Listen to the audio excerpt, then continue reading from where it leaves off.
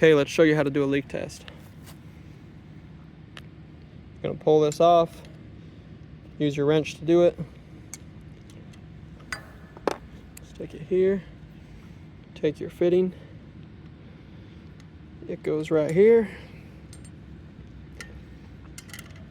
Tighten that puppy down.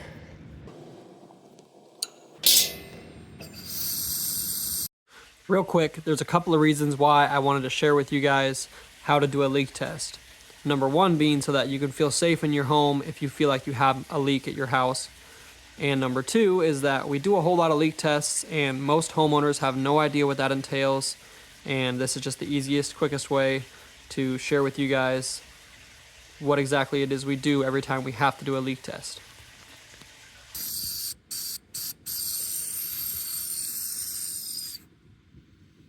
We're just testing the pressure right now. You can tell it's not very pressurized. This is a multi-stage regulator, so drops down to 30 psi, then it drops down again to 2.5 psi.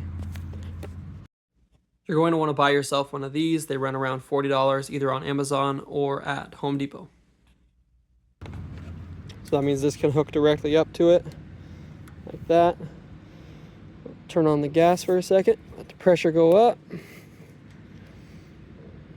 Make sure that's all the way down, otherwise you'll keep getting gas into here and your leak test will pass even though it has a leak, if that makes sense. So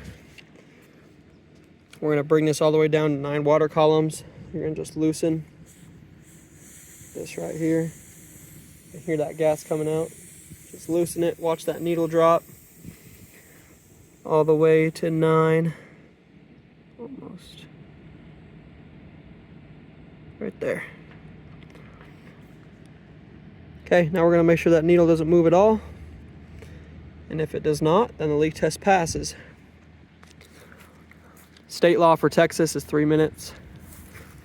My company rule is 5 minutes.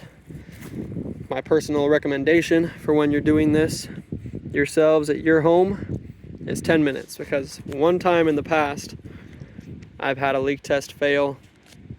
I've had a leak test pass, even though it should have failed. I was actually watching a leak, you know, on a fitting like this, and it was just real light bubbling, and you could see it. But it just was such a small leak that 3 or 5 minutes wasn't enough to detect it. So I documented. I went ahead and left it for 10 minutes. And sure enough, after 10 minutes, that needle dropped just enough to where you could tell there was a leak. Okay. It's been 10 minutes. Looky there. No leak. If there was a leak, I would check my side for leaks. And then if there was no leak over here, you'd have a plumber come out, check the ground line. I would check all those connections, but the plumber is technically in charge of that. But I would spray them down while I'm here just to be sure that it's not something easy. And then when that's done, they should find the leak, come back out here, do another leak test. If you don't already have the manometer on hand, take some soap suds, spray all of your joints, and check for leaks. You'll know there's a leak when it bubbles up.